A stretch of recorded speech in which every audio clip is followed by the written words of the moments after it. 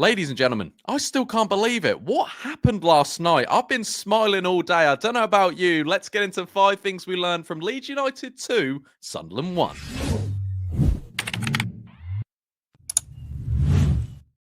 All right, guys, what's going on? My name is Ollie Ward. Welcome back to the Ollie Ward channel. Welcome back to 5 things we learned. This is where we take 5 things from the most previous game and we have a little chat about them. Before we do get into it, be sure to smash us for 400 likes yesterday. We smashed it. Let's do the same again, or maybe a little bit lower. I don't know. Are you still as happy as you were yesterday? Show me in the likes. Also, subscribe if you are new as well. We're on the road to 20,000 subscribers. And also get your comments in on yesterday's reaction. Are you still buzzing? Let me know in the comments down below. And maybe 5 things you learned from the game last night. Sorry I haven't been as consistent on the 5 things we've learned series, but I'm back. I'm ready to do it all over again. Let's do it. Let's start with number 1. I've put trust in Daniel Farke. Yesterday, I was saying, don't doubt Daniel. Hashtag it. Hashtag it. Don't doubt Daniel. And I saw a few comments saying, well, actually, we should be doubting Daniel because he didn't start the right team. And then 70 minutes, he actually made the right team.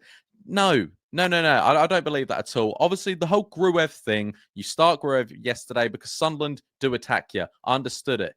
Joe Rothwell was unlucky not to start, and he said he was disappointed not to start. But he said that he saw a goal coming from a set piece. Why not get on your best set piece taker? Why not get on your most attacking threat in Pascal yesterday? You don't know that at the start of the game. You don't know that Sunderland players are going to go flying into your players for 90 minutes. And I think Daniel Farke played an absolute peach yesterday in his substitutions because people, you'll admit it as well. I was there thinking when Pascal and Joe Rothwell came on, I was like, what are we doing? What are we doing? There's Mateo Joseph there. There's Nonto. There's Ramazani. What is Daniel Farke doing? Don't doubt Daniel. There's been a few times in the most recent future that I think people have doubted Daniel Farke's tactics and his lineups and, including myself at some points. But he's absolutely turned it around. He's absolutely, underrated at Leeds United, I think the word is, because I think we are, I don't know, as a fan base, we are hard to please, myself included. I think when we lose a game, we do kind of go one extreme to the other. Obviously, we're bouncing now. We're going to win the league. If we would have lost that game against Sunderland, all comes crashing down. Daniel Farke's fault. Daniel Farke out. We are quite a bipolar fan base, but I think Daniel Farke has done an excellent job over the in 2025. This whole season so far, I think we've only lost 3 games this season. And look at the points. We're miles better, points better than we were under the Bielsa era. We're just top of the league. We're looking good. And Daniel Farke has done this before. There seems to be a little bit something different. 13 games to go. I'm just, putting your trust in Daniel Farke. Don't worry about what happens when we get to the Premier League because we're not there yet. And there's no point worrying about something that hasn't even happened yet. I know a lot of people say, yeah, he's got a brilliant CV in the Championship, but look, when he gets up to the Premier League, we're not there yet. There's no point worrying about it at all. But I just want to put a bit of respect on Daniel Farke's name because I know at points over last season and this season, I've questioned him and his tactics, his lineups, and I think it's understandable in spells. But when he does things well, and I'm loving Daniel Farke right now, I'm a classic fan, absolutely loving him right now. And there's a lot of people saying, "Where's the Farke out people now?"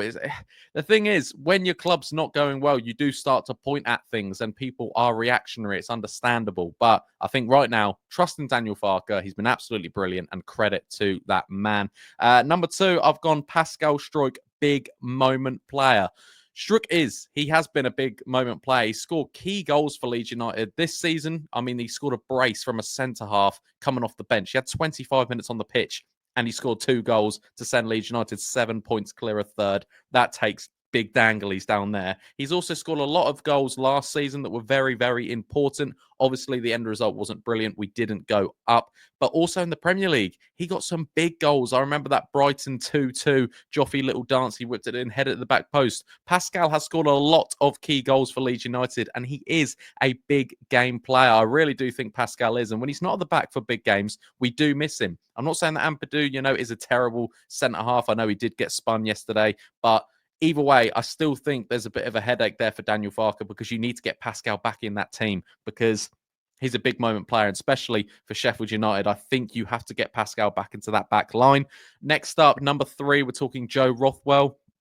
Best set piece taker we've got. Gruev last night, I said it a bit in my match reaction. His set pieces were absolutely appalling yesterday. He brought on his best set piece taker in Joe Rothwell. And look, we created a goal from one of them and a cross from another. And Joe Rothwell, we kind of laughed about that's his first goal or assist, with his left foot of his career. But either way, Joe Rothwell, again, looks good. His best set piece taker.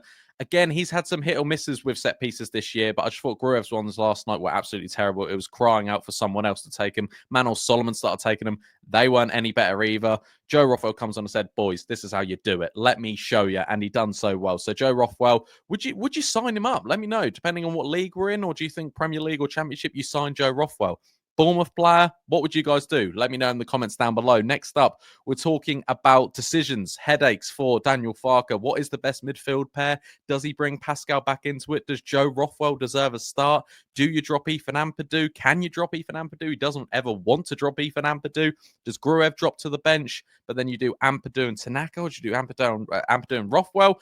I think Daniel Farke's got a massive headache for that Monday game, because I don't see how you can drop now Pascal and Joe Rothwell. They need to start. They're going to be in good form. But where does that leave Gruev? Where does that leave Tanaka? Where does that leave Ampadu? Let me know what you guys think in the comments down below. At the moment, what is our best midfield pair? You know, for ages, it was Tanaka and Rothwell. Ampadu obviously dropped into the middle yesterday when we got the 2 goals back. I don't know. And he doesn't really ever like taking off Ethan Ampadu, whatever happens. He always wants to keep his captain on the pitch. He was the only one to not change in the cup game as well against Millwall. So he always wants to play Ethan Ampadu. Will he bring Pascal back? Obviously, Pascal has returned from injury very recently, but I still think when you score 2 goals, you want to be in contention for that lineup against Sheffield United on Monday. Either way, what is the best midfield pair? What would you guys do for Monday's lineup? I don't know about you, but I've got an absolute headache thinking about it. And number 5, of the 5 things we learned from Leeds United 2, Sunderland 1. Yes, that still feels brilliant to say. Is that was stuff of champions last night. Something different is happening at Leeds United. I saw that team last year lose that game. I know it was similar to sort of a Leicester game, which, you know, we did win and we still didn't go up, but there's just something different with this Leeds United side. It's resilient. It doesn't know when it's beaten, and I absolutely love it. And we're not going under the radar, because obviously we probably are the best team in the league. But I do think last year, the arrogance of Jorginho Rutter and Somerville in press conferences and interviews after the game made us have a bit more of a target on our back. I kind of like how this season they've learned a bit, that they've kind of just gone, we're getting 3 points. We're getting out of there. No game is bigger than the other. We need the 3 points. There's 13 games to go. Will Leeds United get back to the Premier League? I mean, they're bookies' favourites. If we beat Sheffield United, I said it yesterday, we might as well started already putting the L on the old trophy. But that, you know, that's just me being arrogant and me being naive, because I'm a supporter of Leeds United. I know the ride isn't that easy. We're probably going to lose the next 13 games. Don't even put that in the air, Ollie. Don't even put that in the air. Either way, ladies and gentlemen, I hope you guys have enjoyed this 5 things we learned. Just to wrap through one more time. I'm actually annoyed at myself that I put that into the atmosphere. Trust in Daniel Farke. Pascal is a big moment player. Joe Rothwell, best set piece taker. What is our best midfield pair? What would be your lineup for Monday's game against Sheffield United? And that was stuff of champions last night. If you agree with me, if you disagree with me, let me know in the comments down below. Get all your comments in, smash a like, subscribe if you're new. I've been Ollie Ward, and I'll catch you in the next one. Cheery. Oh.